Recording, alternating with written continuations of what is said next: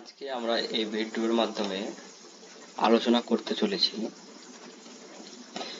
কিভাবে আপনি রেশন কার্ডের ফ্যামিলি চেঞ্জ করবেন বা ফ্যামিলি আলাদা করবেন এবং ফ্যামিলি আলাদা হচ্ছে না কেন এবং কাদের কাদের হচ্ছে এগুলি আজকে এই ভিডিওর মাধ্যমে আলোচনা করব। প্রথমত আপনাদেরকে বলে রাখি, এটা একটা আমি আধার কার্ড লগ ইন করে ঢুকলাম রেশন কার্ডের ফর্মে। এখানে আপনি অনেকগুলি ফর্ম দেখতে পাচ্ছেন, ফর্ম নম্বর 4, 5, 7, 8 এবং এটা হচ্ছে 14, 15। এখানে যে আরেকটা ছিল ফর্ম নম্বর 13, ওই ফর্ম নম্বর 13 থেকে আপনাদের রেশন কার্ড ফ্যামিলি আলাদা হতো। সেটা আগে হতো,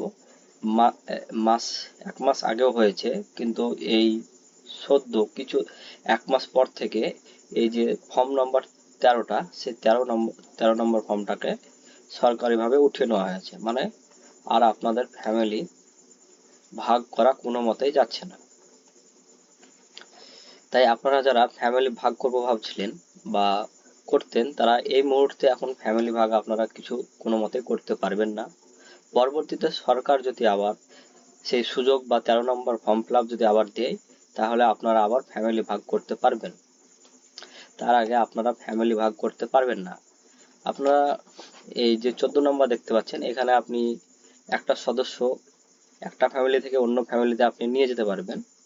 মানে বিবাহিত কারণে হতে পারে বা এমনি কোনো কারণ দেখিয়েও আপনি একটা ফ্যামিলির সদস্য একজনকে অন্য ফ্যামিলিতে অ্যাড করাতে পারবেন। কিন্তু আপনি এখানে রেশন কার্ডের যে ব্যাপারটা ছিল যে ফ্যামিলি ভাগ, সেই ফ্যামিলি ভাগ এখন আর কোনোভাবেই হচ্ছে না। ভিডিওটা এই পর্যন্তই ছিল। ভিডিওটা ভালো লাগলে অবশ্যই একটা সাবস্ক্রাইব করবে।